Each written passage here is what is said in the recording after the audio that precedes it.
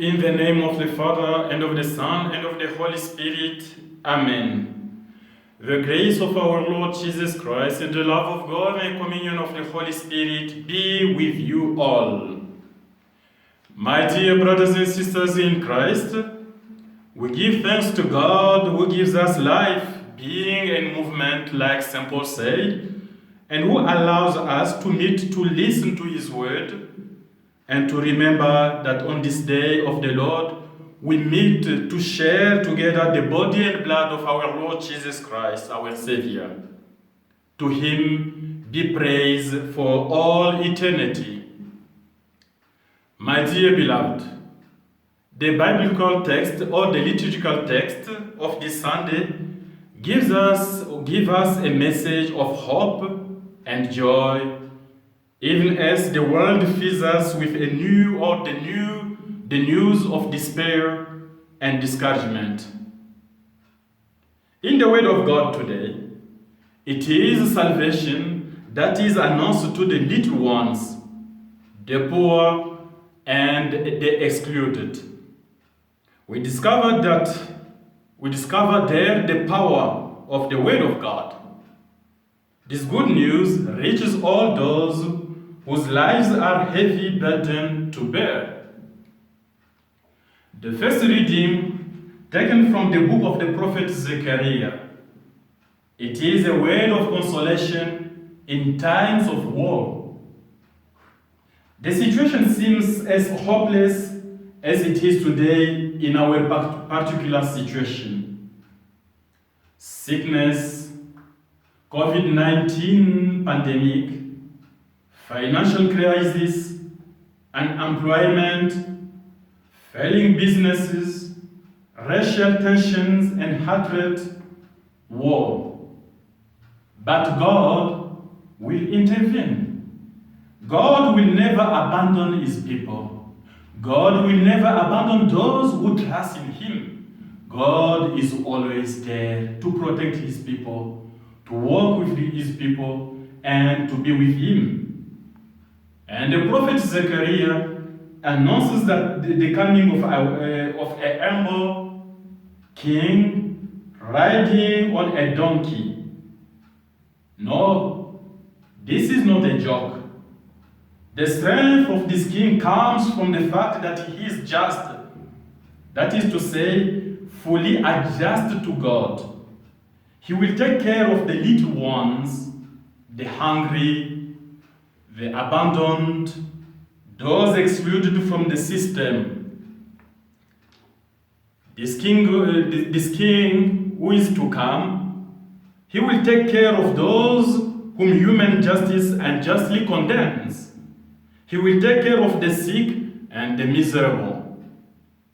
He will restore a new world where hatred, violence, and persecution will not have the last word, where love will triumph. And that king is Jesus. And Jesus is the King of glory. He will establish justice and peace among his people. In the second reading, taken from the letter of St. Paul to the Romans, chapter 8, verse 9 to 13, St. Paul advises the faithful not to live under the influence of the flesh.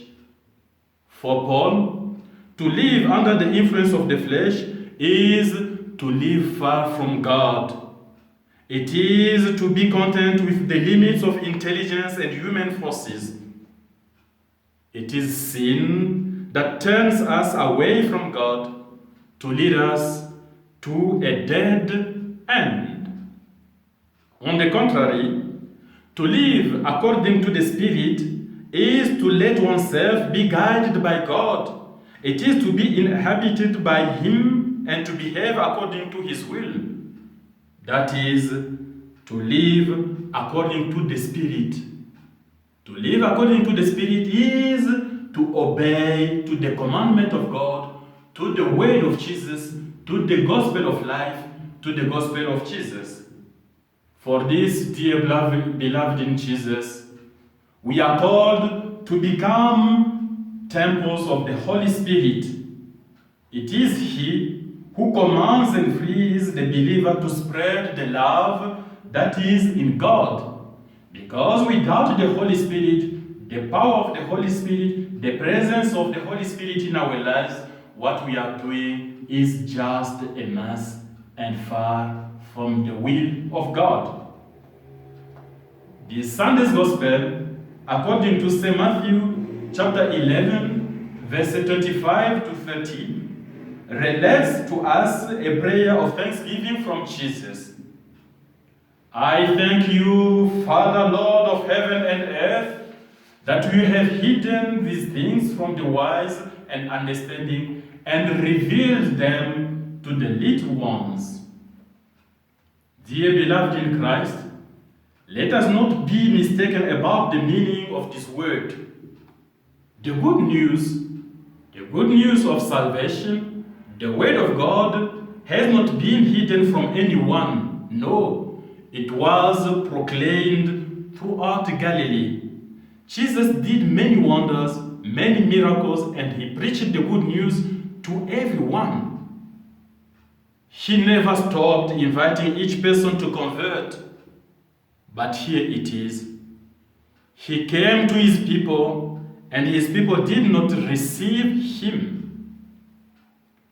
On several occasions, Jesus found himself confronted with the hardened heart of his listeners. They couldn't open themselves up to receive the hope he offered to them.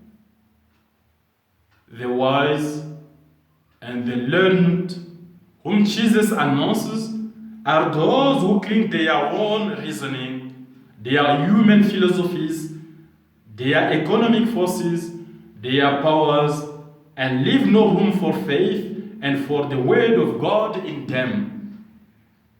The wise men and scholars whom Jesus denounces today are the people who are full of what? Full of themselves, and who do not want to listen to the voices of the church, who think that they are better or they know better than the church.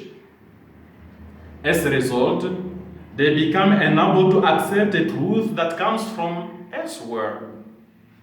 Jesus reveals himself to the little ones to tell them that they are the greatest in this world. They are the greatest in the kingdom of God. We can only rejoice in the face of such God. He puts everything in its right place. What has value in the eyes of God is not the money or the riches or this world, but the heart which love him, listen to him, and serve him with humility. These are the little ones. Addressing them, the little ones, Jesus says to them, "Come to me." This is the call that we must hear and welcome today, my dear brothers and sisters. Come to Jesus, because Jesus is the true life. Jesus is our life. He is always there to welcome us. In welcoming us, Jesus relieves us of our burdens, giving us life abundantly, life in abundance.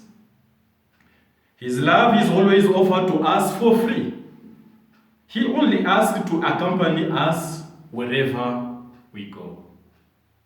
His priority goes to all those who bend under the weight of their burden. We think of all those who are painfully tested by illness, physical or moral suffering. We think of all those who are going through difficult times in their houses, in their conjugal life. To all those who live alone in solitude. To these, Jesus said, "Take my yoke upon you. Come to me." To take the yoke of Jesus is not to take a burden, but rather to remain intimately connected to Him. Count on Him in any situation. To take the yoke of Jesus is to establish with Him a firm connection that nothing can break or separate. My dear brothers and sisters in Christ, with Jesus, everything is possible.